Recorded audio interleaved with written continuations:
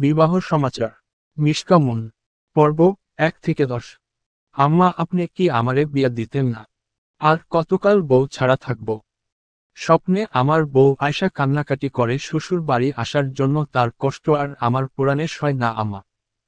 ছোট ছেলে সংগ্রামের আফসোস শুনে কথা চৌধুরী মোটেও রাগ করলেন না। তিনিও অসহায় মুখ নিয়ে ছেলের পাশে বসে কাঁধে হাত দিয়ে নরম কণ্ঠে বললেন, আব্বা, আমিও তো চাই তুমি বিয়া করো, কিন্তু তোমার বড় ভাই বিয়া না করলে তোমারে কেমনে বউ আয়না দিমু কও? কথাগুলো বলেই মা ছেলে একে অপরের মুখের দিকে তাকালো। কিছু সময় দুজনেই চুপ থাকলো। একটু সময় নিয়ে সংগ্রাম আবার বলল, আম্মা, আপনার ছেলের সাথে জোর কইরা একটা বিয়ে পাগল মেয়ের বিয়ে দিয়ে দেন। কথা চৌধুরী বড় বড় করে তাকিয়ে বললেন, কিন্তু কিভাবে? সংগ্রাম কুটিল হেসে মায়ের সাথে বসে বসে কিছু পরিকল্পনা করল। হুট করে সেই রুমে স্বাধীন ঢুকে পড়তেই দুজনেই চুপচাপ। তাদের হঠাৎ থেমে যাওয়া দেখে স্বাধীন ভ্রুকুচকে গম্ভীর স্বরে জানতে চায়, দুজনে কি কুবুদ্ধি করছিলেন যে আমায় দেখে থেমে গেলেন? কথাটায় ঘোর আপত্তি জানালো সংগ্রাম লাফিয়ে উঠে বলল, কুবুদ্ধি কেন করব? সুবুদ্ধিও তো করতে পারি অযথা। কিছু কইবা না দাদা।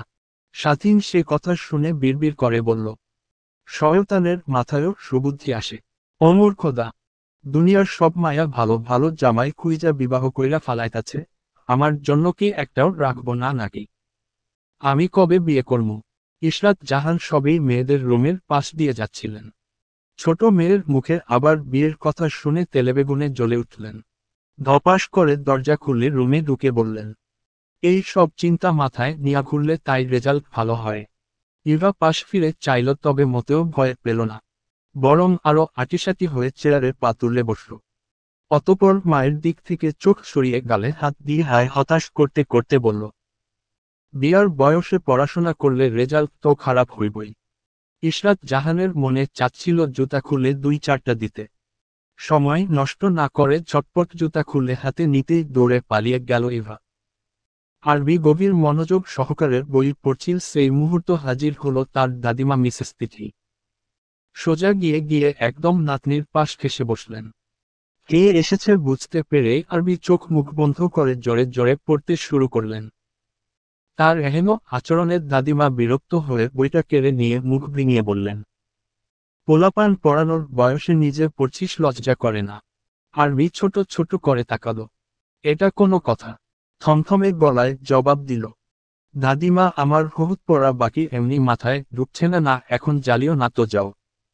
সেই কথা শুনে নাক মুখ কুচকে ফেললেন, বললেন, জামাইয়ের মাথা খাওয়ার বয়সে পড়তে বসলে পড়া কি আর মাথায় ঢুকে মেয়ে? আরবি রাগল না, কথার প্রসঙ্গ পাল্টাতে বলল, দাদিমা, তুমি দিন দিন আরো সুন্দর হয়ে যাচ্ছ, কি করে তোমার রূপের রহস্য বলো তো? আর আজ হঠাৎ তোমার গাল দুটো এত লাল রং হয়ে গেছে কেন? সঙ্গে সঙ্গে মিসেস তিথি গালে হাত দিয়ে লাজুক হেসে ফিসফিস করে বললেন, তোর দাদাভাই এখনো এত রোমান্টিক কি আর বলবো? আর এটা লাল রং না, এটা ভালোবাসার রং, তুই আবিয়াত্তা জনগণ বুঝবি না, সরসর জায়গা। আফরিন আর লিসা ক্লাসে বসে গল্প করছিল, তখনই ইভা মুখ গোমরা করে ভেতরে ঢুকল। তার মন মরা দেখেই দুজনেই একসাথে জিজ্ঞেস করল, কি রে ইভু, মন খারাপ কেন? আন্টির হাতে কেলানি খেয়েছিস নাকি?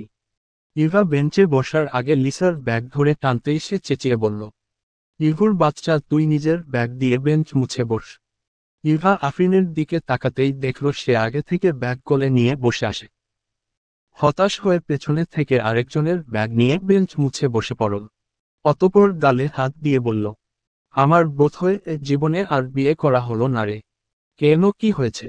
ইভা সব খুলে বলতেই লিসা আর আফরিন একে অপরের দিকে তাকিয়ে হুহা করে হাসতে শুরু করল। এই মেয়েকে নিয়ে আর পারা যায় না, এত বিয়ে পাগল কেউ হয়? তোরা হাসছিস কেন?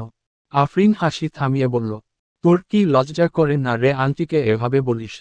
লিসা দাঁত বের করে বলল, ওর লজ্জা থাকলে তো।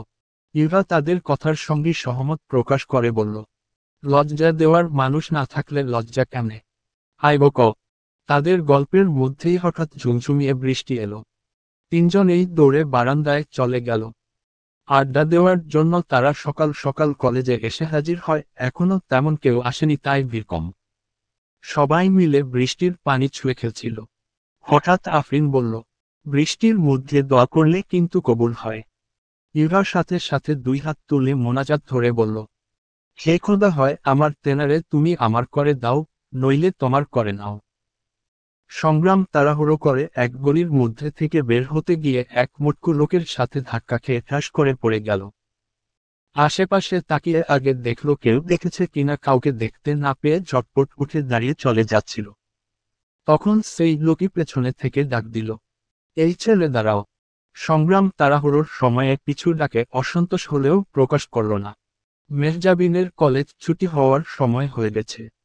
রাস্তায় আসিফও তার জন্য অপেক্ষা করছে। হাতের ঘড়িতে সময় দেখে নিয়ে পিছু ফিরে বলল, চাচা কিছু কইবেন? ভদ্রলোক টিটকারি মেরে বললেন, তোমার গায়ের মাংস কই?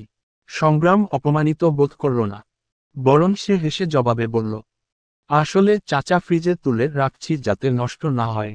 ভদ্রলোক থতমত খেয়ে গেল। থমথমে গলায় এবার বলল, তোমার বাবার নাম? সংগ্রাম একদমে বলল, আমার দাদার নাম মুত্তালিব চৌধুরী, আমার বাবার নাম মঞ্জিল চৌধুরী, আমার ভাইয়ের নাম স্বাধীন চৌধুরী, আমার নাম সংগ্রাম চৌধুরী। আমার। ভদ্রলোক হাত দিয়ে ইশারা করে এবার থেমে যেতে বললেন।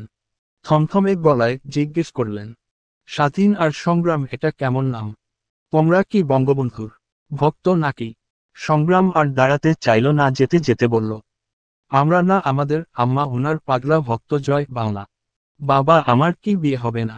বাবা আমার কি বিয়ে হবে না? বাবা আমার কি বিয়ে হবে না? স্বাধীন একটা কাজে তার প্রাক্তন স্কুলে এসেছিল। কাজ শেষ করে চলে যাচ্ছিল, হুট করে একটা মেয়ের মুখে এমন গান শুনে ঘুরে তাকালো। ইভারা গাছের নিচে বসে আড্ডা দিচ্ছিল আর গান গাচ্ছিল। একটা সুন্দর ছেলেকে তাকাতে দেখেই বলল, আপনার নিশ্চয় আমার গান ভালো লেগেছে। অটোগ্রাফের জন্য দাঁড়িয়েছেন তাই না? স্বাধীন ছোট ছোট করে তাকালো। দুনিয়ায় তার ভাইয়ের কার্বন কপিও বিরাজমান। কথায় কথা বাড়ে, এখানে আর না দাঁড়ানোই ভালো, আবার হাঁটতে শুরু করল। তখনই একটা ভিক্ষুক এসে ইভাদের থেকে ভিক্ষা চাইল। লিসা আর আফরিন তাকে টাকা দিলেও ইভা কিছু দিল না দেখে তার থেকে আবার চাইল। বেচারি ইভা অসহায় মুখ করে বলল, চাচা আপনার আর আমার একই অবস্থা। আপনারেও যেমন সবাই টাকা দেয় না, আমার বাপেও আমারে টাকা দিতে দেয় না। ভিক্ষুকের ভীষণ মায়া লাগলো। নিজের চুরি থেকে 5 টাকা তুলে তার হাতে ধরিয়ে দিয়ে চলে যাচ্ছিল। ইভা দৌড়ে আবার তার সাথে ধরে সেই টাকা ফিরেই দিয়ে বলল, চাচা দিলে জামাই দেন, টাকা দিয়া কি করমু? স্বাধীন আর দেরি করল না, ঝটপট একটা অটো ডেকে উঠে পড়ল। তবে তার মস্তিষ্কে বারবার একটা গান এসে নাড়া দিচ্ছিল। যদিও এসব গান তার ভাইয়ের বদৌলতেই শোনা। বাবা হরেক রকম পাগল দিয়া মিলাইছে মেলা। বাবা তোমার দরবারের সব পাগলের খেলা। সংগ্রাম ভার্সিটি থেকে বের হতে হতে শাদি.com মেয়ে দেখছিল। আগে পিছে না তাকিয়ে ফোনের দিকে তাকিয়ে হাঁটছিল, হুট করে কারোর সাথে ধাক্কা খেতেই ফোনটা পড়ে গেল। রাগ নিয়ে সামনে তাকাতেই একটা সুন্দরী মেয়ে দেখে রাগটা একটু দমে গেলেও বলল, চোখ কই থাকে? আরবি থমথমে গলায় বলল, আকাশে। কিন্তু এটা তো আপনার সাথে থাকার কথা ছিল। আপনার চোখও তো রাস্তায় থাকার কথা ছিল, ফোনে নয়। সংগ্রাম কিছুটা বিব্রত হয়ে বলল, আসলে মেয়ে দেখছিলাম তো। আরবি নাক মুখ কুঁচকে ফেলল। সেখানে আর না দাঁড়িয়ে চলে যাওয়ার জন্য পা বাড়ালো। মেয়েটা তাকে ভুল বুঝল, বুঝতে পেরে সংগ্রাম চেঁচিয়ে উঠে বলল, আরে হো, এই মেয়ে সেই মেয়ে না। ইশরাত জাহানের স্বামী ইমদাদ হাসান ভীষণ কিপটে মানুষ। সব কিছুতে তার কিপটামি যায় না। সারাক্ষণ এটা ওটা নিয়ে আয় করার কথা বলতেই থাকেন। অল্প করে রান্না করতে বলেন, অথচ দিন শেষে সব থেকে বেশি খাবার তিনিই খান। বাবার এসব কাণ্ডে মন নেই কোনো মায়ের, তারা একজন পড়াশোনা নিয়ে অপরজন বিয়ে নিয়েই সারাক্ষণ পড়ে থাকে। লোকে তাকে কিপটা ইমদাদ বলেই ডাকে। এই যেমন আজ সকালেই ইশরাত জাহান তাকে বাজারে পাঠিয়েছিলেন 4 কেজি মাংস কিনতে। বাজার থেকে ফিরে তিনি এক বিশাল বাজারের ব্যাগ ধরিয়ে দিলেন। ইশরাত জাহান ভীষণ খুশি হলেন। ব্যাগ দেখেই মনে হচ্ছে 5-7 কেজি নিয়ে এসেছেন। কিন্তু ব্যাগ হাতে নিয়ে এত পাতলা লাগছে দেখে ঝটপট আগে মুখ খুলে ফেললেন। তারপর যা দেখলেন, এত বড় ব্যাগের মধ্যে ছোট্ট একটা কাঁচা কাঁঠাল। তিনি রেগে দাঁতে দাঁত চেপে বললেন, এসব কি এনেছেন? ইমদাদ হাসান চেয়ারে বসতে বসতে বললেন, বুইচলা গিন্নি জিনিসপত্রের যে দাম তাই মাংসের বদলে কাঁঠাল কিনে আনলাম। রান্না কইরা দেখো একেবারে মাংসই মনে হইব। ইশরাত জাহান রেগে ব্যাগটা স্বামীর দিকেই ছুঁড়ে মেরে বললেন, আপনের মাংস আপনি খান। আজ শুক্রবার। আসিফ মসজিদে গিয়েছিল জুম্মার নামাজ শেষে জিলাপি পাওয়ার আশায়, কিন্তু জিলাপি পেলে কি হবে, আরেক পায়ের জুতা হারিয়ে খুঁড়িয়ে খুঁড়িয়ে বাড়ি যাচ্ছিল। সেই রাস্তা দিয়েই মঞ্জিল চৌধুরী আর মেহজাবিন যাচ্ছিল। আজকে তাদের একটা দাওয়াত ছিল। বন্ধুর বাবা বলে কথা। আসিফ মঞ্জিল চৌধুরীকে দেখেই সালাম দিলেন। আসসালামু আলাইকুম আঙ্কেল, ভালো আছেন, জিলাপি খাবেন? মঞ্জিল চৌধুরী সালামে উত্তর নিয়ে বললেন, হ্যাঁ খাবো। আসিফের মুখটা শুকিয়ে গেল। এখন তো না দিয়ে উপায় নেই। কি দরকার ছিল সেধে এটা বলতে যাওয়ার? কোনো মতো জোরপূর্বক হাসি দিয়ে হাতে থাকা 2 পিস জিলাপি দিয়ে দিল। তার অবস্থা দেখে মেহজাবিন ফিক করে হেসে দিল। মঞ্জিল চৌধুরী মেয়ের দিকে তাকাতেই সে বলল, একটা জোকস মনে পড়ে গেছিল বাবা। ভদ্রলোক আর কিছু না বলে আসিফের থেকে বিদায় নিলেন। বেচারা জুতা জিলাপি হারিয়ে অসহায় চোখে সেদিকে তাকিয়ে রইল। মেহজাবিনের হাসি যেন আর থামছেই না, সে একটু করে যাচ্ছে আর পেছনে তাকিয়ে তাকিয়ে হাসছে। আসিফ গাল ফুলিয়ে বলল, আমার জিলাপি। কথা চৌধুরী টিভিতে শেখ মুজিবুরের ভাষণ শুনছিলেন আর কাঁদছিলেন। এটা তার রোজকার কর্মকাণ্ড। হুট করে কেউ তার পাশে বসে টিস্যু এগিয়ে দিলেন। হাতে নিয়ে বললেন, ধন্যবাদ। মঞ্জিল চৌধুরী থমথমে গলায় বললেন, এবার চলো, খেতে দাও, অনেক কেঁদেছ। তোমরা যাও, আমি আসছি। আধা ঘন্টা যাবত একই কথা বলছ। কথা চৌধুরী বিরক্ত হলেন। তখনই হাজির হলো সংগ্রাম। সে বাবাকে না দেখেই বলতে শুরু করল, এবারের সংগ্রাম আমার বিয়ে করার সংগ্রাম। এবারের সংগ্রাম বড় ভাইয়ের বিয়ে দেওয়ার সংগ্রাম। জয় বাংলা। মঞ্জিল চৌধুরী রেগে গেলেন, উঠে গিয়ে ছেলের কান ধরে টেনে এনে বললেন, তোর বিয়ের করার শখ আজ আমি মিটিয়ে দিব। সংগ্রাম শুকনো ঢোক গিলল। বাবাকে সে দেখেনি। কান ছাড়িয়ে একটু দূরে গিয়ে দাঁড়িয়ে বলল, প্রতিদিন 3বার কইরা বিয়ার কথা বলবো, দিলে দিবা, না দিলে নাই। আমার আবার এত বিয়ে করার শখ নাই। আরবি আর ইভা বসে বসে চকলেট খাচ্ছিল। এই একটা জিনিসেই তাদের মিল। দুজনেই ভীষণ চকলেট পছন্দ করে। হুট করে সেখানে হাজির হলেন দাদিমা। এসেই তার চিরচেনা টোনে বললেন, বাচ্চাকে চকলেট খাওয়ানোর বয়সে নিজে চকলেট খাচ্ছিস, লজ্জা করে না? কথা চৌধুরী ছোট ছেলের সাথে বসে শাদি.com এ বড় ছেলের জন্য মেয়ে দেখছে। দীর্ঘ 1 ঘন্টা যাবৎ মেয়ে 100টা মেয়ে দেখার পরেও একটাও পছন্দ হলো না। রেগে ছোট ছেলের মাথায় একটা থাবড়া মেরে বললেন, একটাও পছন্দ হয় না কেন? ভালো দেখে মায়া দেখা। সংগ্রাম নিজের মাথায় হাত বুলিয়ে মাকে আশ্বাস দিয়ে বলল, আম্মা এখনই পাওয়া যাবে, একটু দাঁড়ান। কথা চৌধুরী বিরক্ত হলেন, মুখ ভেঙিয়ে বললেন, এত সময় বসেছিলাম, পেলি না, আর আমি দাঁড়ালেই মেয়ে পেয়ে যাবি। দ্বিতীয় থাবড়াটা সংগ্রাম নিজেই নিজের মাথার উপর মারল। অতপর আবার মেয়ে দেখতে শুরু করল। হুট করে একটা বায়োডাটা দেখে পছন্দ হতেই মায়ের হাতে ধরিয়ে দিয়ে বলল, আম্মা এটা দেখেন। কথা চৌধুরী ছেলের হাত থেকে ফোন নিলেন। পাত্রীর ছবি দেখতেই সাথে সাথে পছন্দ করে ফেললেন। ছেলের দিকে একবার হাসি মুখে তাকিয়ে জোরে জোরে বায়োডাটা পড়লেন। নাম, সোহানা আক্তার ইভা। হাইট 5'4", বয়স 18, ফোন নাম্বার 0199। ঠিকানা। পড়া শেষ হতেই সংগ্রাম নাম্বার আর ছবিটা ফোনে সেভ করে নিল। অতপর মা ছেলে একে অপরের সাথে হাইফাইভ দিয়ে বলল, এবার বিয়ে না করে কই যাইবা চান্দু? জয় বাংলা। স্বাধীন ইঞ্জিনিয়ার। বেশি দিন হয়নি অফিসে জয়েন করেছে, তবুও কাজের শেষ নেই। এই যে ছুটির দিনেও বাড়িতে বসে অফিসের কাজ করছে। একটানা অনেকক্ষণ ল্যাপটপের দিকে তাকিয়ে থাকায় মাথা ব্যথা করছিল। মায়ের থেকে চা চেয়েছে, তাও 1 ঘন্টা আগে। তবুও তার কোনো খবর নেই। বিরক্ত নিয়ে আরেকবার ডাকতে যাবে তখনই এক বন্ধুর কল এলো। স্বাধীন কল রিসিভ করে কানে ধরতেই সে বলল, দোস্ত, দ্বিতীয় সন্তান ডান। আলহামদুলিল্লাহ, কংগ্রাচুলেশনস দোস্ত। শোন, আজকে তোর বাসায় মিষ্টি নিয়ে আসতাছি। কথাটা শুনেই স্বাধীন গম্ভীর হয়ে গেল। সে বাড়িতে আসা মানেই তার মা ভাইয়ের পাগলামিতে ফোন কাটা। কিন্তু একটা মানুষকে কি সরাসরি নিষেধ করা যায়? বলল, তুই আসবি? আসবো, এই তো বের হব। এখন বল, তোর সুখবর কবে শুনব? স্বাধীন এসব কথা শুনলেই বিরক্ত হয়। তার মতে বিয়ে করে তার সুখের জীবনে অশান্তি টেনে আনার কি দরকার। এভাবেই তো বেশ ভালো আছে। তাকে চুপ থাকতে দেখেই তার বন্ধু আবার বলল, পরের ঘর না বানিয়ে এবার একটু নিজের ঘরের চিন্তা কর। তার কথার পরিপ্রেক্ষিতে স্বাধীন বলে উঠল, শোন, বউপালা আর হাতিপালা সমান। তোরা নিজেরা পালছিস পাল না। বলেই ফোন কেটে ল্যাপটপ বন্ধ করে রাখল। আচ্ছা, মানুষের কি আর কোনো কাজ কাম নেই? সারাক্ষণ বিয়ে করো বলি, এসব ছাড়া কি আর কথা নেই? একেই বলে যার বিয়ে তার খবর নাই, পাড়া প্রতিবেশীর খুব নেই। এসব ভাবতে ভাবতেই নিজের চা নিজেই বানাতে চলল। মঞ্জিল চৌধুরী গালে বরফ নিয়ে বসে আছেন। গতরাতে মঞ্জিল চৌধুরীর গালে একটা মশা বসেছিল। স্ত্রী মারার কথা বলতেই তিনি হাত দিয়ে মশা মারতে নারাজ, তাই ফোন দিয়ে মেরেছেন। ফলস্বরূপ আজ গাল ফুলে আলু হয়ে গেছে। মেহজাবিন বাবার পাশে বসে টিভিতে কার্টুন দেখছিল। অনেকক্ষণ স্ত্রীকে না দেখে মঞ্জিল চৌধুরী মেয়েকে জিজ্ঞেস করলেন, তোমার আম্মা কই? মেহজাবিন টিভি দেখতে দেখতেই বলল, শাদি.com এ মেয়ে দেখছে আমার জন্য।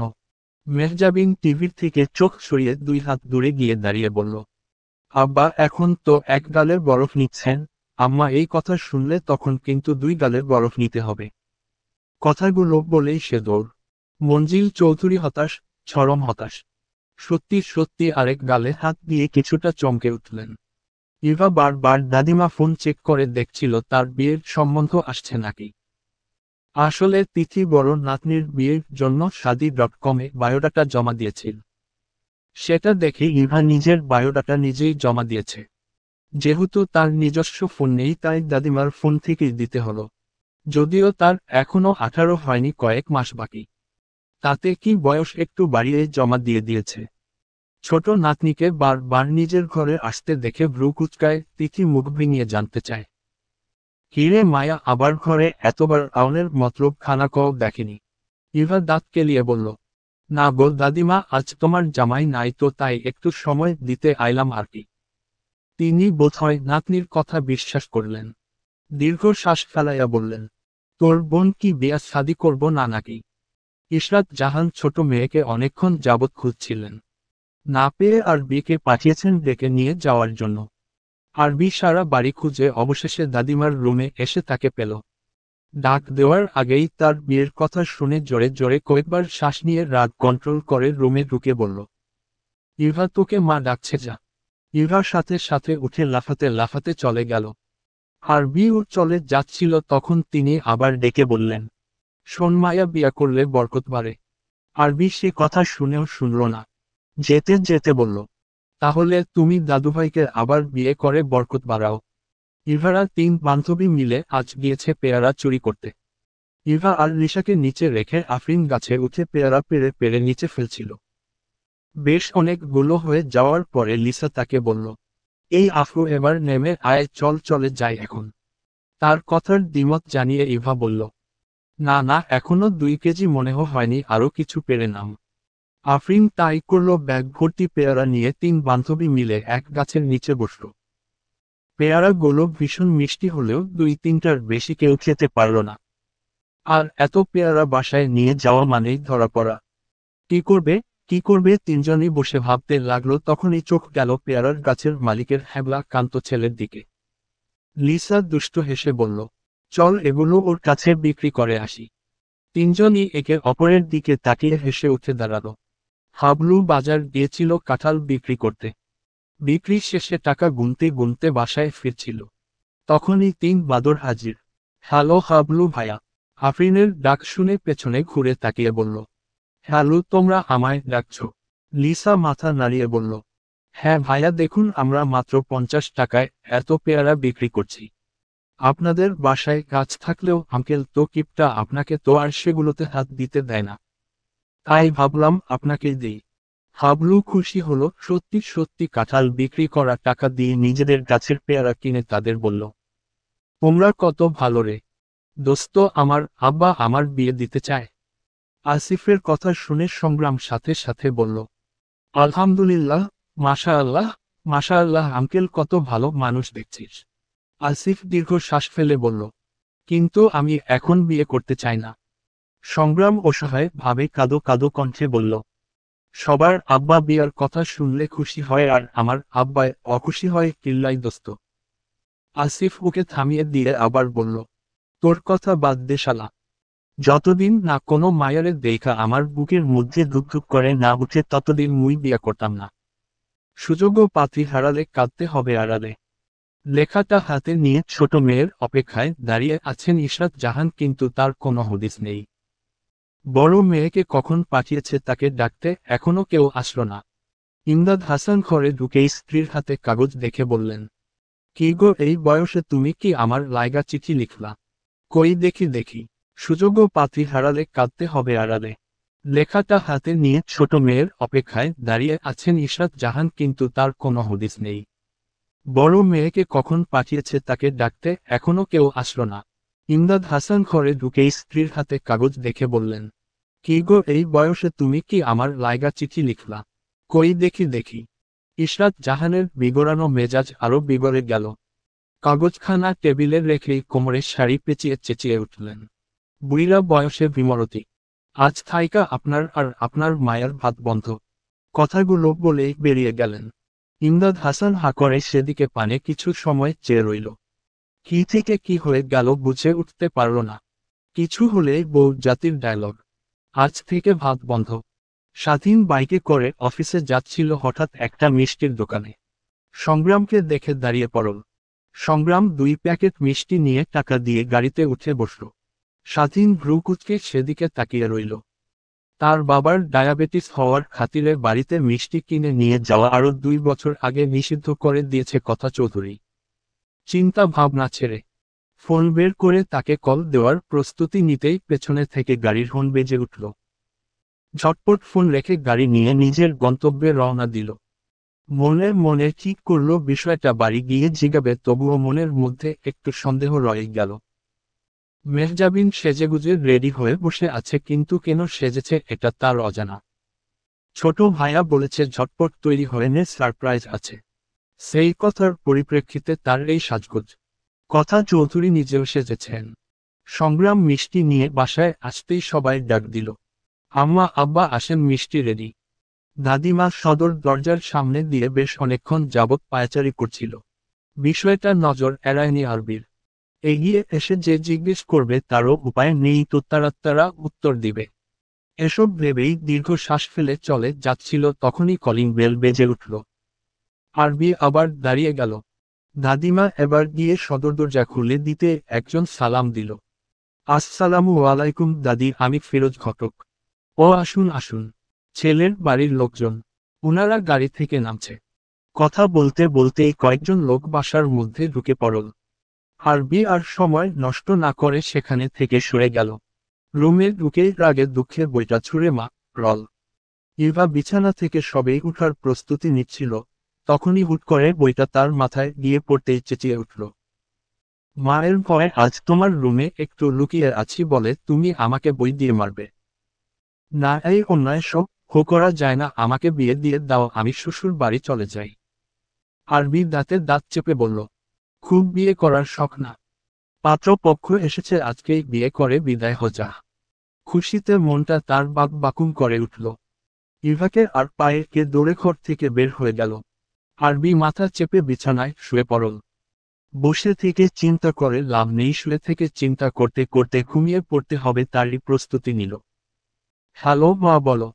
মেহজাবিন শুকনো ঢোক গিলে সংগ্রামের দিকে তাকাতেই সে চোখ পাকিয়ে বলল, কথা বল বলদ। কোনো গন্ডগোল করলে মা একটাও নিচে পড়বে না। মেহজাবিন কিছু বলার আগেই ওপাশ থেকে স্বাধীন আবার জিজ্ঞেস করল, মা কথা বলছো না কেন? ভাইয়া মা না আমি। ওহ তুই কিছু বলবি? হ্যাঁ, তোমাকে একটা ঠিকানা দিচ্ছি, জলদি এখানে চলে এসো। মা হঠাৎ এখানে এসে অসুস্থ হয়ে গেছে, হসপিটালে নিয়ে যেতে হবে। কিন্তু বাড়িতে কোনো ছেলে মানুষ নেই। স্বাধীন লাফিয়ে উঠে বলল, সংগ্রাম কোথায়? মেহজাবিন নাক টানার ভান ধরে বলল, জানি না, তুমি তাড়াতাড়ি এসো। ঠিক আছে, কাঁদিস না, আমি যাচ্ছি, ঠিকানা সেন্ড কর। কথা শেষ হতেই 2 ভাই বোন একে অপরের দিকে তাকিয়ে মিটমিট করে হাসল। অতঃপর ভেতরে চলল। এবার ভাইয়ের বিয়ে তারা দিয়ে ছাড়বে। সবই তো শুনলেন, এখন আপনাদের মেয়েকে একটু ডাকুন। ইমদাদ হাসান স্ত্রীকে ইশারা করলেন আরবিকে নিয়ে আসার জন্য। ইশরাত জাহান মাথা নাড়িয়ে সম্মতি দিয়ে ভেতরে গেল আরবিকে আনতে। অন্যদিকে স্বাধীন মুখ গোমরা করে সোফায় বসে আছে। বাহিরের লোকের সামনে মাকে অসম্মান করতে পারবে না, তাই চুপচাপ হজম করে যাচ্ছে। হুট করল কেউ একজন এসে বলল, এই তো পাত্রী চলে এসেছে। সবাই সামনে তাকাতেই দেখল শাড়ি পরিহিত হাস্যোজ্জ্বল এক তরুণী। তার কথায় স্বাধীন ব্যতীত তার বাড়ির সবাই মুচকি হাসল। কিন্তু তার বাড়ির লোকজন চোখ বড় বড় করে চেয়ে রইল। দাদিমা এগিয়ে গিয়ে ইভার হাত ধরে ফিসফিস করে বললেন, এসব কি ছেমি, তাড়াতাড়ি ঘরে যা, তুই না তোর বড়টা পাত্রী। বলেই টানতে লাগল। তাকে থামিয়ে দিয়ে কথা চৌধুরী বললেন, আন্টি ওকে কই নিয়ে যাচ্ছেন? আমরা ওকেই তো দেখতে এসেছি। আরবি বসার ঘরে ঢুকে এমন কথা শুনে খুশি হয়ে গেল। একা গাল হেসে মায়ের দিকে তাকাতেই সব হাসি শেষ। ইশরাত জাহানের এগিয়ে গিয়ে বললেন, এসব কি বলছেন আপা? আমার বড় মেয়েকে রেখে ছোট মেয়েকে বিয়ে দিব না। অনেক যোগ বিয়োগ করে অবশেষে স্বাধীনের সাথে বিয়ে দিতে রাজি হলো ইভার পরিবার।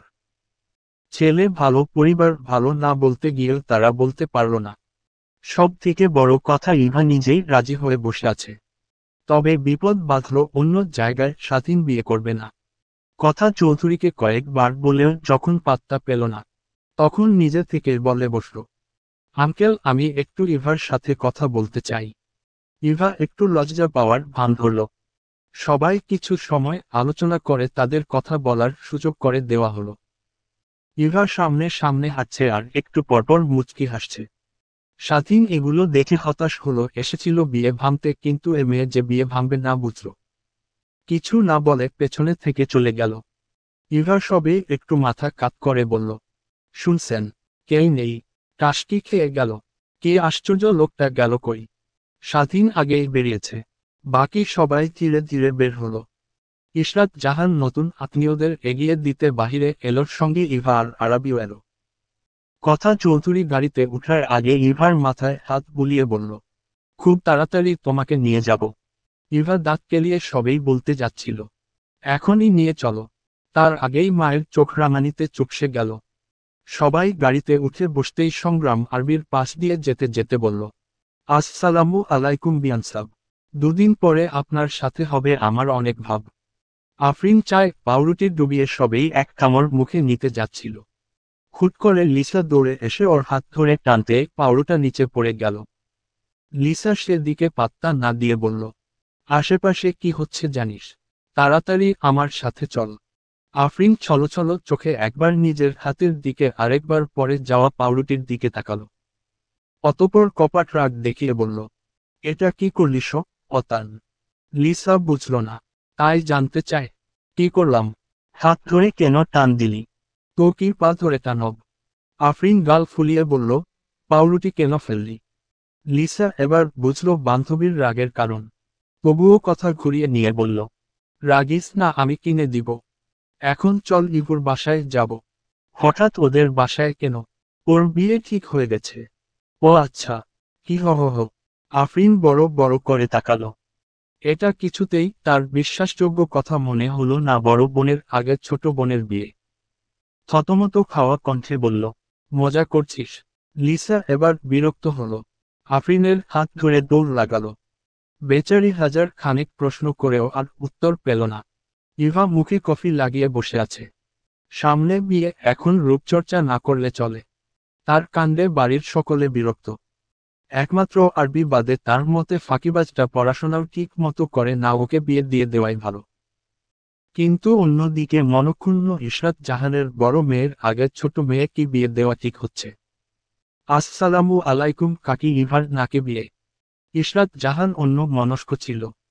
আফরিনদের ডাকে প্রথমে কিছুটা অপ্রস্তুত হলেও নিজেকে সামলে নিয়ে বলল, হুম, ইভার রুমেই আছে, তোমরা ভেতরে যাও। ইশরাত জাহানের বলতে দেরি হলেও তাদের যেতে দেরি হলো না। দৌড়ে ইভার রুমে ঢুকল। ইভা তখন গুনগুন করে গান গাচ্ছিল। ফাল্গুন মাসে কাঁচা বাসে গুনগুনিয়ে ভ্রমর আসে, প্রেমের লাগি বুকটা করে আউ, দুষ্টু কোকিল ডাকে রে। হঠাৎ বান্ধবীদের দেখে খুশি হলো। দৌড়ে গিয়ে জড়িয়ে ধরে বলল, দোস্ত আমার বিয়ে রে, আমার বিয়ে। লিসা আর আফরিন এখনো শোকত হুট করে বিয়ে। ওদের মুখ দেখে ইভা জিগাইল, কি রে তোর খুশি না? লিসা কিছু বলার আগেই আফরিন বলল, আসলেন বান্ধবীর বিয়ে যখন দাওয়াত পাই তখন ভাল লাগে, কিন্তু বান্ধবীর চলে যাওয়ার কথা শুনলেই তো দুঃখ লাগে। ইভা কিছুটা সময় চুপ করে রইল। অতঃপর আবার বলল, আরে মন খারাপ করিস না, আমার দেবর আছে না, তোদের সাথে লাইন লাগিয়ে দিব। দুজনেই একসাথে বলে উঠল, একজনের সাথে দুজন। ইভা থতমত খেয়ে গেল। দাঁত দিয়ে নক্কা মরে কিছু একটা ভেবে বলল, আরে সমস্যা কিসের, তোদের জন্য না হোক শাশুমাকে আরেকটা ডাউনলোড করতে বলবো। দুজনেই হতাশ হলো, কিছু না বলে বিছানায় গিয়ে ঠাস করে শুয়ে পড়ল। আম্মা ও আমা কথা চৌধুরী বসে বসে সিরিয়াল দেখছিল। এমন ছোট ছেলের ডাক শুনে বিরক্ত হলো। জানতে চাইল, কি হয়েছে? বলছিলাম কি? কি বলছিলি? বলছিলাম কি? এবার প্রচণ্ড বিরক্ত নিয়ে পাশ ফিরে তাকালো। টিভি দেখার সময় বাপ ছেলে এসে তাকে যত বিরক্ত করে। গম্ভীর ভাব এনে বলল, বাপ বিরক্ত না কইরা যা বলবা বইলা ফেলাও। সংগ্রাম বুকে একবার ফু নিয়ে আশেপাশে দেখে নিল তার হিটলার বাপ ভাই আছে কিনা। কাউকে না দেখে একটু স্বস্তি পেল। ফিসফিসিয়ে বলল, মা ভাবির কিন্তু একটা বড় বোন আছে। হ্যাঁ তাতে কি? বড় বোন রেখে ছোট বোনকে বিয়ে দিলে লোকে কি বলবে? কথা চৌধুরী একটু চিন্তিত হলো। আসলেই তো মানুষের মুখ তো বন্ধ থাকে না। তাহলে কি বিয়েটা পিছিয়ে দিবে? হ্যাঁ তাই করবে না হোক। মনে মনে ভেবে বলল, তাহলে আপাতত বিয়েটা পিছিয়ে দেই। সংগ্রাম হতাশ হলো। ইনিয়ে বিনিয়ে বলল, আম্মা আপনার তো আরেকটা ছেলে আছে। কথা চৌধুরী প্রথমে কথাটা বুঝল না। কিছুটা সময় লাগলো। এবার ছেলের দিকে তাকাতেই সে লজ্জা পাওয়ার ভান ধরল। কথা চৌধুরী হেসে ছেলের মাথায় একটা চাটি মেরে বলল, বউ দ বাপের বউ, দ ছেলে যা ভাগ এখন পরে ভেবে দেখব। স্বাধীন ক্লান্ত শরীর নিয়ে সবেই বিছানায় শুয়েছিল। হুট করে ফোন আসায় বিরক্ত হল। ধরার আগে কেটেও গেল। সব কিছুই ইদানিং তার বিপরীত দিকে চলছে। এত ঝামেলার করার পরেও আম্মা তাকে ইমোশনাল মেইল করে ঠিক বিয়েতে মতো নিয়ে নিল। দীর্ঘ শ্বাস ফেলে ফোন সাইলেন্স করার জন্য হাতে নিতেই আবার কল এলো। অচেনা নাম্বার, তবুও সাথে সাথে ধরল। হ্যালো আসসালামু আলাইকুম, কে বলছেন? ইভা লাফিয়ে উঠল, হায় হায়, তার মিস কল ধরে ফেলেছে রে। উত্তেজিত কণ্ঠে বলল, ওয়া আলাইকুমুসসালাম। হায় হায়, আপনি আমার কিপ্টে বাপের ফোন কেন ধরলেন? আমি তো মিস কল দিচ্ছিলাম। আপনি কল ব্যাক করুন। স্বাধীন ফোন কান থেকে সরিয়ে নাম্বারটা আরেকবার দেখে নিল। কে এটা? আর এসব কি বলছে বুঝতে পারল না। তাই বলল, সরি, কে আপনি? আপনার নানি। স্বাধীন রেগে বলল, হোয়াট? ইভার এবার মিটমিট করে হেসে বলল, থুক্কু, আপনার নাতিনাতনির নানি। সংগ্রাম রুমের মধ্যে ফুল ভলিউমে গান ছেড়ে নাচছিল। মেহজাবিন রুমের পাশ দিয়ে যাচ্ছিল। গান শুনে তার ঘরে উকি দিল, সাথে সাথেই চক্ষু চড়ক গাছ। মিনিট খানেকের মধ্যে হুহা করে হেসে উঠল। হাসতে হাসতেই ভেতরে ঢুকে বিছানায় শুয়ে পড়ল। হাসি তার থামছেই না। সংগ্রাম থতমত খেয়ে গেল। গান বন্ধ করে কোমরে হাত দিয়ে হাঁপাতে হাঁপাতে গম্ভীর সুরে বলল, এমন পাগলের মতো হাসছিস কেন? ও হাসতে হাসতেই বলল, তুই পাগলের মতো নাচছিস তাই। সংগ্রাম বিরক্ত হলো। বলল, তুই এখানে এখন কেন এসেছিস? কাহিনী বল। আগে তোমার কাহিনী বলো। তুমি এত খুশি কেন? সংগ্রাম টি শার্টের কলার হালকা উঁচু করে বলল, খুব তাড়াতাড়ি আমার বিয়ে, তাও ভাইয়ের সাথেই। মেহজাবিন আবারও হেসে উঠল, বলল, তোমাকে মেয়ে দিবে কে ভাই? ব্যাস। সংগ্রাম রেগে এগিয়ে গিয়ে ওর মাথায় একটা চাটি মেরে হাত ধরে টেনে ঘর থেকে বের করে দিল। বিষয়টা মেহজাবিনের খুব মানে লাগল। দরজায় সামনে কয়েকবার মুখ ভিঞ্চি দিয়ে বিড়বিড় করতে করতে মায়ের রুমে চলল। সে জানতে চায়, সবার বিয়ে হয়ে যাচ্ছে, তার কবে হবে? জয়নাল হাসান অনেক দিন পরে বাড়ি ফিরবে। বোনের বাসায় গেলে সহজে তাকে আসতে দেন না। এদিকে বেচারা বউ ছাড়া একদিন এক যুগের মতো মনে হতার। অবশেষে নাতনির বিয়ের কথা বলে আসছেন। এক সপ্তাহ পরে জামাই আসছে শুনেই তিথি খুশিতে আটখানা। সকাল সকাল নতুন শাড়ি বের করে পরে সেজেগুজে পায়চারি করছে। ইশরাত জাহান শ্বশুর শাশুড়ির কাণ্ডে আগের লজ্জা পেলেও এখন সয়ে গেছে। কিছু আর মনে হয় না। এদিকে ইভা সুযোগ পেলেই মজা নিতে চলে আসবে। সকাল সকাল ঘুম থেকে উঠে দাদিমাকে এমন ঢং ধরে বসার ঘরে দেখেই যা বোঝার বুঝে ফেলল। হাই তুলতে তুলতে এগিয়ে এসে বলল, কি গো বিয়া তো আমার, তুমি বউ সাইজা বইসা আছো কিল্লাই?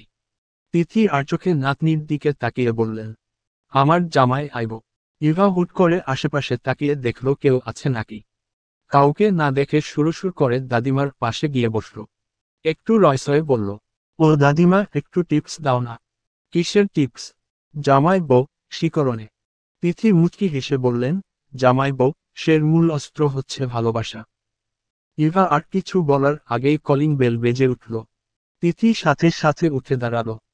ইভা আর সেখানে দাঁড়ালো, দাদিমাকে চোখ দিয়ে ইশারা করে দৌড় লাগালো।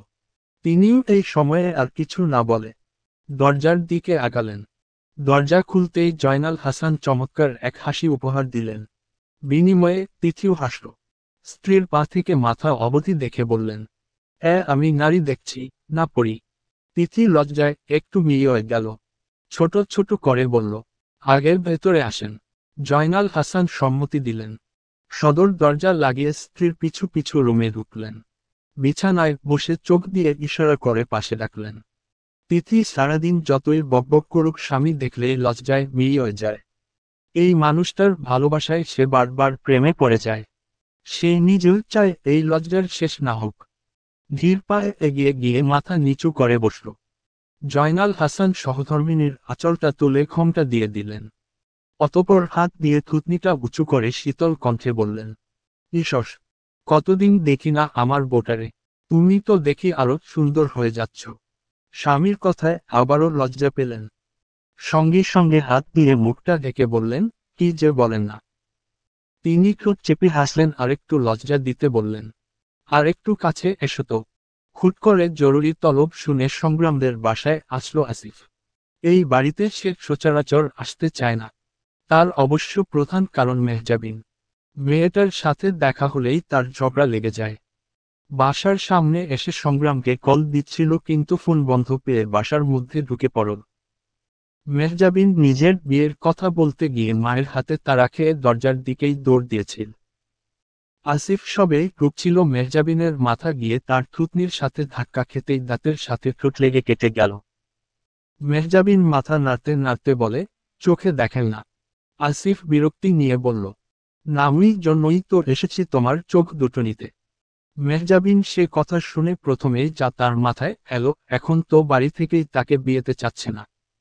চোখ হারালে কেউ বিয়ে করে বাড়িতে নিয়ে যেতেই রাজি হবে না। তাকে এমন মূর্তির মতো দাঁড়িয়ে থাকতে দেখে আসিফ চলে যাচ্ছিল। সঙ্গে সঙ্গে আবার সামনে গিয়ে দাঁড়িয়ে বলল, বন্ধুর বিয়ের দাওয়াত খেতে এসেছেন? আসিফ অবাক হয়ে বলল, সংগ্রামের বিয়ে নাকি? মেহজাবিন মাথা উপর নিচ করে সম্মতি দিয়ে বলল, আপনার বন্ধু তো বিয়ে করে নিচ্ছে, আপনি কবে নিবেন? আসিফের মাথায় হঠাৎ শয়তানি বুদ্ধি আসতেই এদিক ওদিক তাকিয়ে ফিসফিস করে বলল, যেদিন তুমি রাজি হবে। স্বাধীন পুরনো এক বন্ধুর সাথে দেখা করতে বের হয়েছিল। দেখা সাক্ষাৎ করে কিছু সময় বিকালে স্নিগ্ধ পরিবেশে হাঁটছিল। হঠাৎ সামনে দেখল ইভা তার বান্ধবীদের সাথে রাস্তায় দাঁড়িয়ে ফুচকা খাচ্ছিল।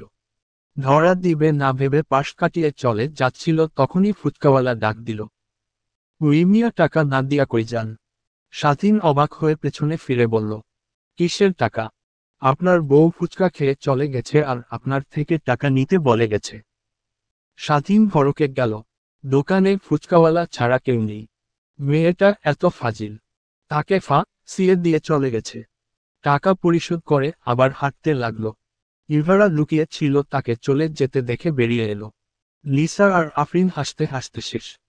এই মেয়ে না থাকলে তাদের এত বিনোদনকে দিবে। এসব বলতে বলতেই দেখল ইভা নেই। সামনে তাকিয়ে দেখে স্বাধীনের পিছু নিয়েছে। ইভা চুপি চুপি স্বাধীনের পিছু পিছু হাঁটছিল। হঠাৎ স্বাধীন পেছনে ফিরতেই তার বুকে গিয়ে ইভার মাথা লাগল। সঙ্গে সঙ্গে ছিটকে সরে দাঁড়ালো সে। স্বাধীন হাত আজ করে গম্ভীরভাবে তাকিয়ে রইল। ইভা চুপি চুপি স্বাধীনের পিছু পিছু হাঁটছিল। হঠাৎ স্বাধীন পেছনে ফিরতেই তার বুকে গিয়ে ইভার মাথা লাগল। সঙ্গে সঙ্গে ছিটকে সরে দাঁড়ালো সে। স্বাধীন হাত আজ করে গম্ভীরভাবে তাকিয়ে রইল। ইভা ভয়ে ভয়ে একটা শুকনো ঢোক দিল। ভেজা বিড়ালের মতো না জানার ভান ধরে ছোট ছোট করে তাকিয়ে প্রশ্ন করল, হাই, ভালো আছেন? স্বাধীন উত্তর করল না। এখনো তাকিয়ে রইল। ইভা আবার জিজ্ঞেস করল, এভাবে কি দেখছেন? স্বাধীন একবার নিজের হাতে থাকা ঘড়িটায় সময় দেখে নিল। 5:30 বাজে। গম্ভীর সুরে বলল, ফাজলামি শেষ, এখন বাসায় যাও। না, এখনো শেষ হয়নি। ইভা মনে মনে বললেও মুখে বলল অন্য কিছু।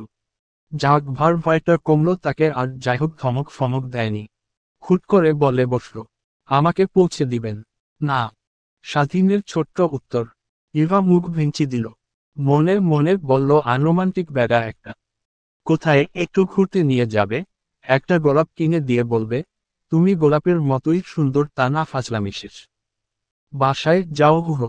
কথাগুলো মনে মনে ভাবতে পেছনে থেকে আবার হাঁটা ধরল। স্বাধীন সেদিকে তাকিয়ে একটা দীর্ঘশ্বাস ফেলল। হুট করে তার মনে হলো, হাতি পালা আর বউ পালা সমান নয়।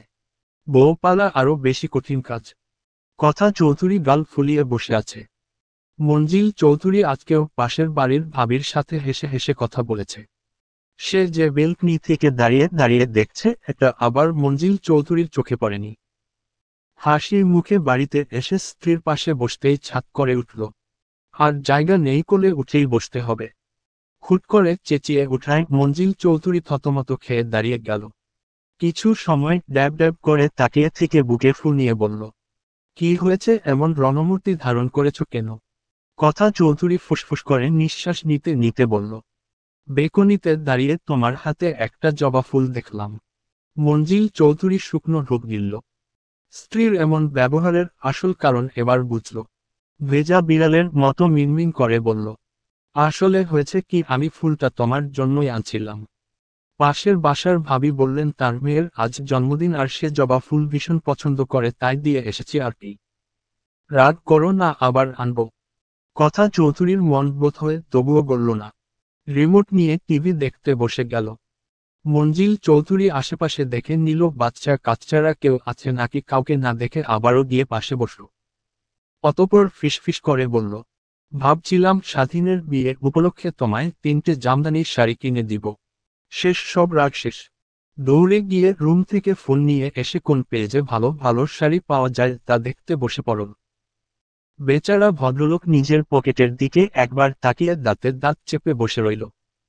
ইশরাত জাহান মেয়েদের বিয়েতে কোনো কমতি রাখতে চান না। এলাকার সবাইকে পেট পুড়িয়ে খাওয়াতে চান।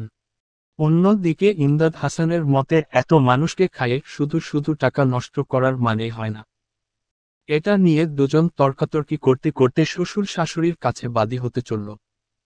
জয়নাল হাসান স্ত্রীর কোলে মাথা দিয়ে প্রেম আলাপ করছিল। সেই মুহূর্তে দরজায় টোকা পড়তে দুজনেই বিব্রত হল। তিথি উঠতে চাইলেও জয়নাল হাসান বললেন, যেও না তো, ডাকতে থাকুক। পোলাপান প্রেম করার সময় কেন ডেকে ডেকে বিরক্ত করবে? উফস। তিথি চোখ দিয়ে ইশারা করে চুপ থাকতে বলে স্বামীর মাথাটা কোল থেকে নামিয়ে বিছানায় রেখে উঠে দাঁড়াল। দরজা খুলতেই ছেলে আর ছেলে বউকে একসাথে দেখেই সন্দেহভাজক দৃষ্টিতে চাইল। দরজা থেকে সরে দাঁড়িয়ে ভেতরে আসার সুযোগ করে দিল।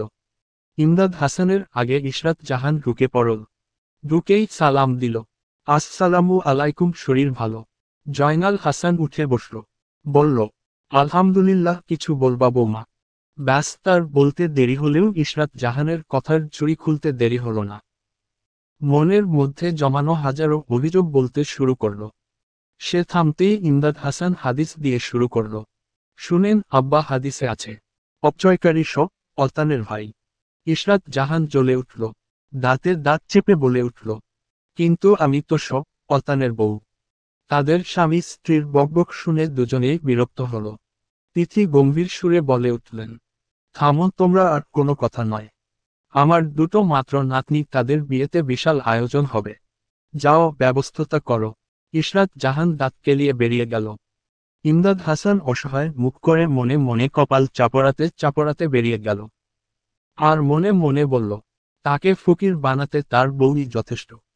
বিয়ে ইভার ও ওর শাশুড়ির সাথে শপিং করতে যাচ্ছে, যাক, আমি কেন যাব? আরবির কথা শুনে ইশরাত কিছুটা চিন্তিত হল।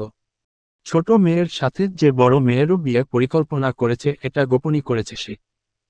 বলা তো যায় না, বিয়ের কথা শুনে মেয়েটা যদি বাড়ি থেকে চলে যায়। মেয়ের জাজে যেতেও পারে। বিয়ের দিন ইমোশনাল ব্লা কমেইল করে ঠিক রাজি করিয়ে ফেলবে। মাকে চুপ থাকতে দেখে আবার জিজ্ঞেস করল, কি হলো? ইশরাত জাহান থমথমে গলায় বলল, তোর বোন ছোট নাও এসব বুঝে।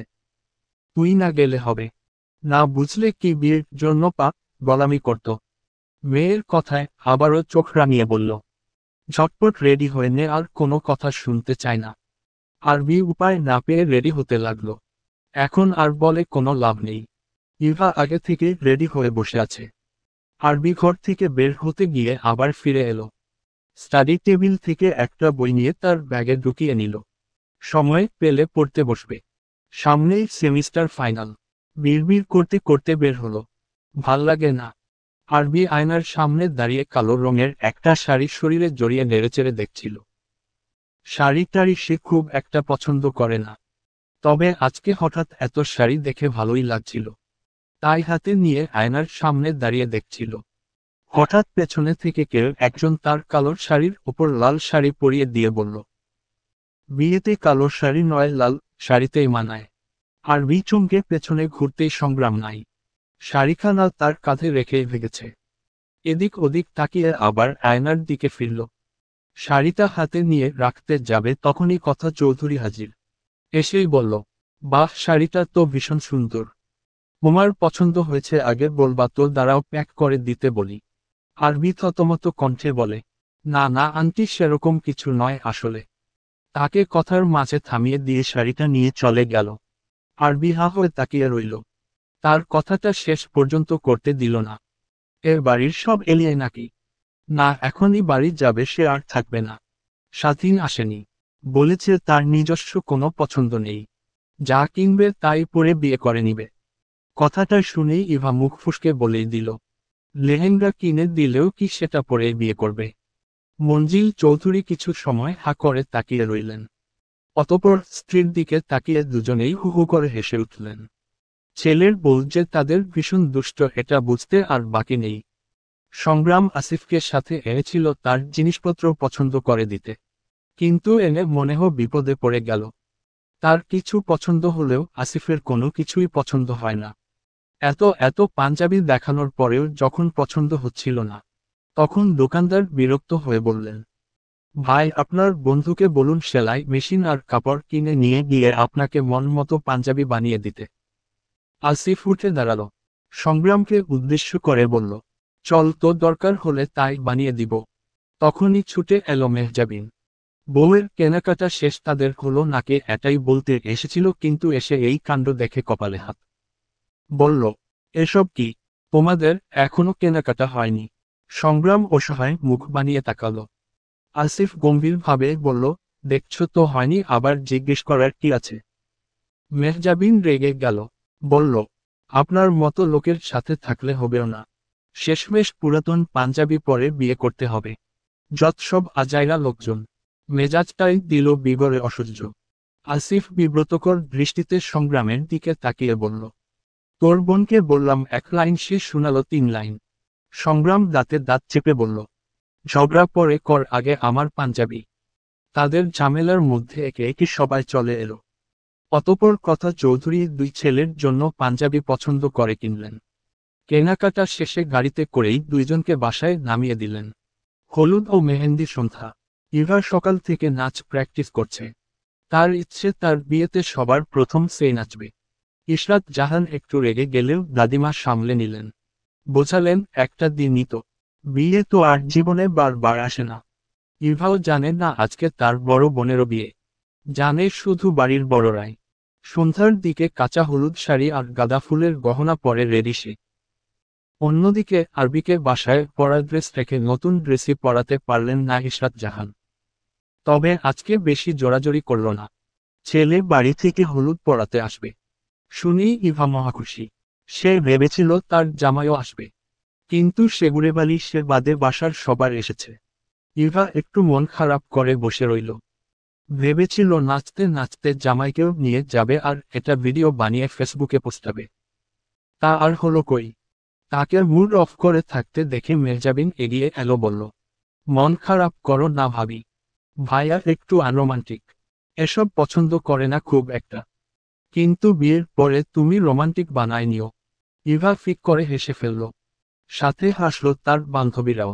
আরবি দোলনায় বসে দোল খেতে খেতে পড়াগুলো মনে করার চেষ্টা করছিল। তখনই হুট করে সংগ্রাম এসে তার পাশে বসে পড়ল। বলল, হাই, কি করছেন? কা রোজ জাদু করছি। কি কাকে? আপনাকে। সংগ্রাম মুচকি হেসে মিহি কণ্ঠে বলল, ও কালো, জাদু করার কি দরকার? আপনি বললেই তো আমি আপনার হয়ে যাই। আরবি রেগে তাকাতেই তার হাতে একটুখানি হলুদ ছুঁয়ে দৌড় সংগ্রাম।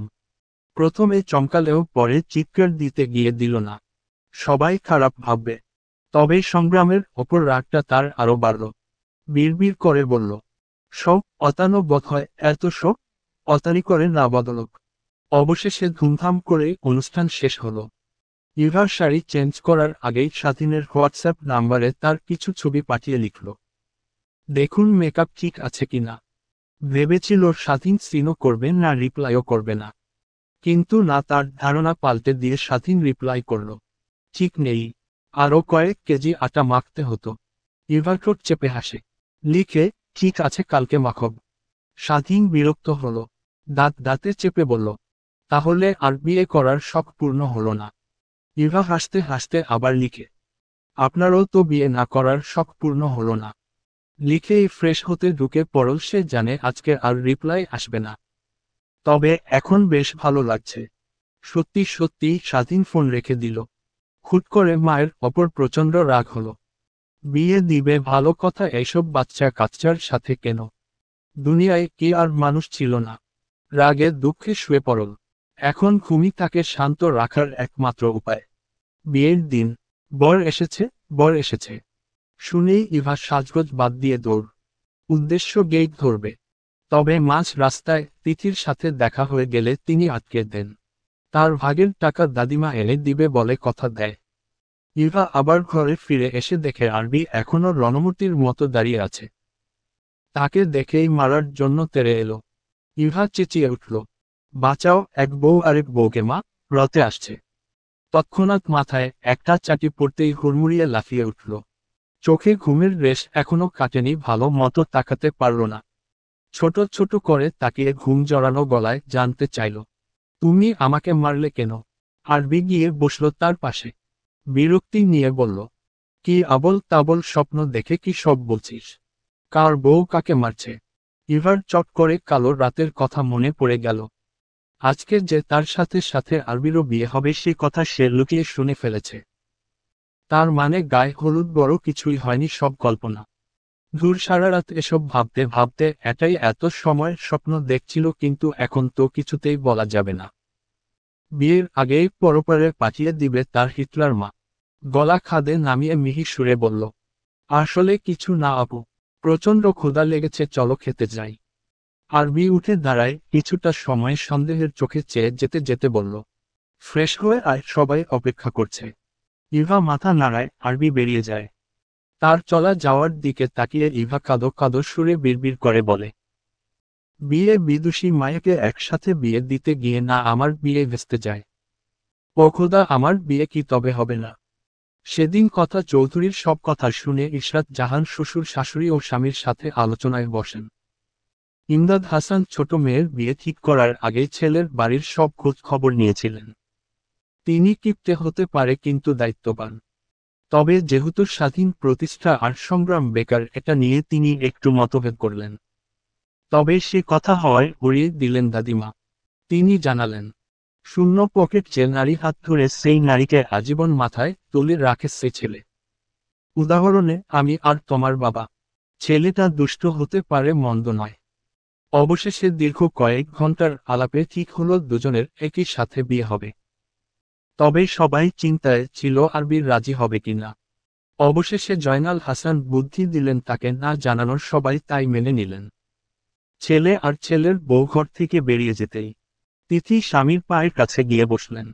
চিন্তিত গলায় বললেন, শুনছেন, আমার চিন্তা হচ্ছে কোনো ঝামেলা হবে না তো? ও তো মানুষের সামনে ঝামেলা হলে মান সম্মানের ব্যাপার। জয়নাল হাসান হাসে। আজ শোয়া থেকে উঠে স্ত্রীর গা ঘেঁষে বসলেন। কানের কাছে ফিসফিস করে বললেন, চিন্তিত চেহারায় তোমায় আরো বেশি সুন্দর লাগে বিবি। এসব ছাড়ো, আমার কথা ভাবো। তিথি লজ্জায় মোমের মতো গলে গেল। উঠে যেতে চাইল কিন্তু তর আগেই ধরে পড়ে গেলেন। 41 কথা চৌধুরী স্বামীর সাথে আবার ঝগড়া লাগিয়েছে। ঝগড়ার মূল বিষয় যে পেজ থেকে শাড়ি নেওয়া হয়েছে তারা ভালো শাড়ি দেয়নি। এতগুলা টাকা নিয়ে এমন বাজে শাড়ি দিয়েছে, এদিকে কল দিলেও ধরছে না, পেজ থেকে ব্লক করে দিয়েছে। এই সব রাগ তিনি স্বামীর উপর ঝাড়ছেন। মঞ্জিল চৌধুরী বারবার বোঝাচ্ছে এতে তার কি দোষ, কিন্তু নাকে শুনে কার কথা। তার মতে মঞ্জিল চৌধুরী তাকে ভালো মনে টাকা দেয়নি, এই কারণেই খারাপ শাড়ি পেয়েছে। তাহার এমন লজিক শুনে বেচারা কয়েক মিনিটের জন্য কমায় চলে গেলেন। সংগ্রাম ড্রয়িং রুমে এসে এই অবস্থা দেখে হতভম্ব। বেচারা বাপটার জন্য তার মাঝে মাঝে ভীষণ মায়া হয়। গম্ভীর ভাব নিয়ে গিয়ে মায়ের কাছে বসল। অতঃপর ইনিয়ে বিনিয়ে বলল, আম্মা, আপনারা যদি এখনো ঝগড়া করেন কেমন দেখায়? আজ বাদে কাল আপনার দুই ছেলের বউ আসবে, তখন তারা কি মনে করবে? আর বাবার তো দোষ নেই, আপনি কেন পেজ ভালো মতো চেক করেননি? কথা চৌধুরী বড় বড় করে তাকালেন। রাগে আগুন, দাঁতে দাঁত চেপে বলে উঠলেন, তোর বিয়ে বাতিল। ব্যাস, সংগ্রামের সব জারিজুরি শেষ। মায়ের পায়ের কাছে গিয়ে বসে পড়ল। পা টিপে দিতে দিতে দাঁত কেলিয়ে ধীরে ধীরে বলল, কি যে বলেন না আম্মা, আপনারা যখন ঝগড়া করবেন তখন আমরা বউ নিয়ে ঘুরতে যাব, কোনো সমস্যা নেই, যত খুশি ঝগড়া করবেন। আপনার কোনো দোষ নেই, সব দোষ আব্বার। মঞ্জিল চৌধুরী রেগে উঠে দাঁড়ালেন। ছেলের মাথায় একটা থাবড়া দিয়ে যেতে যেতে বললেন, আসিস আমার কাছে টাকা নিতে। সংগ্রাম পড়ল মহা ঝামেলায়। তবে বাবার কথার উত্তর এখন করল না। মনকে বোঝালো আগে বউ পরে টাকা। ইভা খাওয়া দাওয়া শেষ করে রুমে এসে বসল। দাদিমার ফোনটা লুকিয়ে নিয়ে এসেছে। আফরিন আর লিসাকে ফোন করে জেনে নিল তারা কতদূর। নাচ প্র্যাকটিস এখনো শেষ হয়নি তাদের। দুজনেই জানালো একটু পরে চলে আসবে। এবার ফোন রেখে আয়নার সামনে গিয়ে দাঁড়ালো। এদিক ওদিক ঘুরে ফিরে নিজেকে দেখছিল আর গান গাচ্ছিল। আজকে আমার বিয়ারে হাততালি দাও সোনার ময়নারে। হঠাৎ ফোন বেজে উঠল। ইভা দাদিমাকে দেওয়ার জন্য দৌড় দিতে গিয়ে থেমে গেল। নাম্বার চেক করে দেখল স্বাধীনের নাম্বার। এই কয়েকদিনের মুখস্থ হয়ে গেছে তার। হুট করে মাথায় চিন্তা এলো, দাদিমাকে কেন উনি কল করছেন। এমন সময় মনে পড়ল না এই নাম্বার থেকেও সে তাকে কল দিয়েছিল, তার মানে তাকেই কল দিচ্ছে। ভাবতেই দিল গার্ডেন গার্ডেন হয়ে গেল। খুশির ঠেলায় কল ধরতে গিয়ে কেটে দিল। কপাল চাপড়ে কল ব্যাক করতে গিয়ে দেখল টাকা শেষ। মন চাইল এক গ্লাস পানিতে ডুবে মুখ রতে। হায় হতাশ করতে করতে বিছানায় গিয়ে বসল। কল কেটে দেয় স্বাধীন বিব্রতবোধ করল। ঘড়ির দিকে তাকিয়ে দেখল বেশি সময় নেই। আবার দিবে কি দিবে না ভাবতে ভাবতেই একটা মেসেজ করল। মেসেজের টোন বেজে উঠতেই ইভা সাথে সাথে গিয়ে সিন করল। মেসেজ দেখে হাসবে না কাঁদবে বুঝে উঠতে পারল না। কয়েকবার বিড়বিড় করে পড়ল, শোনো, আজ আমার বন্ধুর বিয়ে, আমি তার বিয়ে খেতে যাচ্ছি, নিজের বিয়ে কয়দিন পরে করব। কল কেটে দেয় স্বাধীন বিব্রতবোধ করল। ঘড়ির দিকে তাকিয়ে দেখল বেশি সময় নেই। আবার দিবে কি দিবে না ভাবতে ভাবতেই একটা মেসেজ করল। মেসেজের টোন বেজে উঠতেই ইভা সাথে সাথে গিয়ে সিন করল। মেসেজ দেখে হাসবে না কাঁদবে বুঝে উঠতে পারল না। কয়েকবার বিড়বিড় করে পড়ল, শোনো, আজ আমার বন্ধুর বিয়ে, আমি তার বিয়ে খেতে যাচ্ছি, নিজের বিয়ে কয়দিন পরে করব। স্বাধীন মেসেজটা পাঠিয়ে উঠে দাঁড়ালো। যদিও বিয়ে খাওয়াটা বাহানা, আসল উদ্দেশ্য পালানো। এই মেয়ের যে মাথায় গন্ডগোল আছে এই কয়েকদিনে সে হারে হারে টের পেয়েছে। মাত্র কয়েক দিনেই তার এই অবস্থা, তাহলে বিয়ের পরে কি হবে ভাবতেই বুক চিরে বেরিয়ে এলো শ্বাসরুদ্ধকর অনুভূতি। আর সময় নষ্ট করল না, কেউ দেখার আগেই ব্যাগপত্র নিয়ে বেরিয়ে পড়ল। ইভা মেসেজটার দিকে কিছু সময় চেয়ে থেকে কিছু একটা ভাবল, অতঃপর লিখল, আমিও আপনার সাথে আপনার বন্ধুর বিয়ে খেতে যাব। আমাদের বিয়েটা নাও পরেই করব। কিন্তু মেসেজটা সেন্ড হলো না। হবে কি করে? ফোনে তো টাকা নেই। মনে পড়তেই নিজের কপাল নিজেই চাপড়াতে লাগলো বেচারি। আমার সর্বনাশ হয়ে গেছে, ভায়া চলে গেছে। কথা চৌধুরী বিছানায় বসে বসে ঝিমাচ্ছিলেন। এমন কথায় সব ঝিমানো উড়ে গেল। ছেলের অফিস থেকে তো ছুটি নেওয়া, তাহলে গেল কই? না না, কই আর যাবে, নিশ্চয় একটু হাঁটতে বেরিয়েছে। মনকে 7-5 বুঝো দিয়ে বললেন, দেখ বোধহয় একটু হাঁটতে গিয়েছে। সংগ্রাম হাঁপাতে হাঁপাতে এসে বিছানায় বসল, দম ফেলার আগেই বলল, না, কাপড় চোপড় নিয়ে বেরিয়েছে ওর বন্ধুর বিয়ে। তুই কেমনে জানলি? ভাইয়াকে ফোনে না পেয়ে তার বন্ধু আমাকেই কল দিয়েছিল রওনা দিয়েছে কিনা শুনতে। হির, হ্যাঁ, এখন কি হবে? আমার বিয়ে। চুপ থাক। ছেলেকে থামিয়ে কথা চৌধুরী রেগে জোরে জোরে স্বামীকে ডাকলেন। কোথায় মঞ্জিল চৌধুরী? আসুন একবার দেখে যান কি ছেলে জন্ম দিয়েছেন। মঞ্জিল চৌধুরী বেরিয়ে এলেন। বড় ছেলের এহেন কাণ্ডে তিনিও অসন্তুষ্ট হলেন। তার থেকে অন্তত এমন কিছু আশা করা যায় না। অন্যদিকে বউয়ের হ্যান হ্যানানিতে মেজাজ বিগড়ে গেল। গম্ভীর সুরে বলেই বসলেন, ভালো কিছু করলে আমার ছেলে আর মন্দ করলেই তো আমার বদলে তোমার হয়ে যায়, তাই না? মানবতা আজ কোথায় গিয়ে দাঁড়িয়েছে? তিনি সে কথার উত্তর করলেন না। আরেক প্রসঙ্গ টেনে এনে বললেন, মানবতার গান পরে গাইবেন। এখন তাকে কি করে ফেরানো যায় সেই বুদ্ধি দেন। মঞ্জিল চৌধুরী আরো গম্ভীর হয়ে যেতে যেতে বলে বসলেন, আবারও নাটক করো? এটাই তো ভালো পারো। সংগ্রাম আপাতত গালে হাত দিয়ে সুখ পালন করছে। বাবা মায়ের ঝগড়ায় তার কোনো মাথা ব্যথা নেই। গভীরভাবে কিছু একটা চিন্তা করে যাচ্ছে। স্বামীর এমন বাক্যে কথা চৌধুরী না রেগে খুশি হয়ে গেলেন। বললেন, সংগ্রাম, তোর ভাইকে মেসেজ দিয়ে বল আমাকে হসপিটালে নিয়ে যাচ্ছিস। মেহজাবিন পার্লারে গিয়েছিল ফেসিয়াল করতে। বড় ভাইয়ের বিয়ে বলে কথা, তাকে একটু সুন্দর না দেখালে চলে। পার্লার থেকে বেরিয়ে এদিক ওদিক চেয়ে চেয়ে অটো খুঁজছে, কিন্তু না কোনো গাড়ি টাড়ির খোঁজ খবর নেই। বিরক্ত হয়ে একটা বেঞ্চে গিয়ে বসল। আসিফ এদিকে এসেছিল একটা কাজে। রাস্তায় মেহজাবিনকে বসে থাকতে দেখেও না দেখার ভান করে চলে যাচ্ছিল, কিন্তু তাকে পেতেই মেহজাবিন ডাক দিল, আরে আসিফ ভাইয়া না। আসিফ বাইক থামাতে না চেয়েও থামালো। গম্ভীর মুখ বানিয়েই দাঁড়ালো। মনে মনে ভাবল, এত মধুর সুরে ডাকার কারণ কি? নিশ্চয়ই কোনো মতলব আছে। গম্ভীরভাবেই বলল, কিছু বলবা? মেহজাবিন এগিয়ে এসে বাইকে উঠে বসল। আসিফ কিছু বলার আগেই বলল, ভাইয়া, আমি একটাও গাড়ি পাচ্ছি না। আসিফ বিরক্তি হয়, থমথমে গলায় বলল, তো আমি কি করব?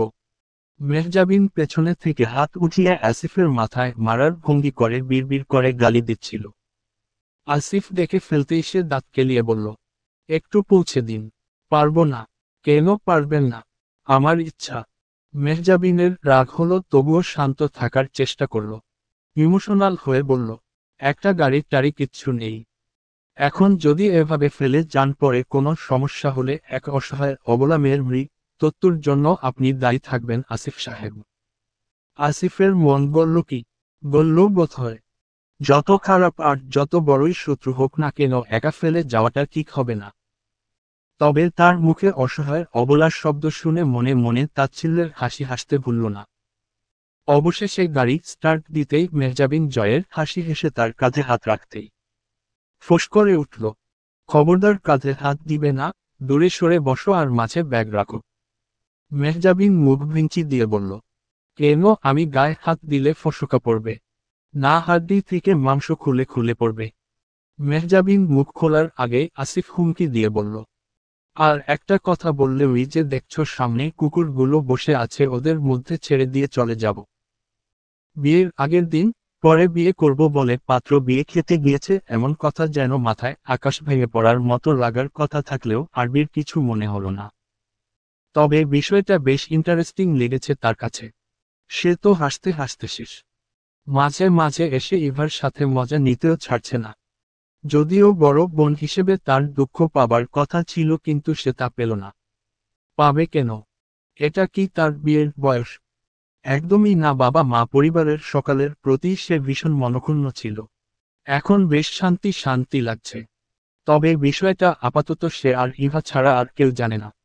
দাদিমা পাশ দিয়ে যাচ্ছিলেন, বড় নাতনিকে এমন মিটমিট করে হাসতে দেখে এগিয়ে এলেন। হুট করে পাশে গিয়ে বসতেই আরবি হাসি বন্ধ করে ফেলল। হাসছিস কেন? কই না তো।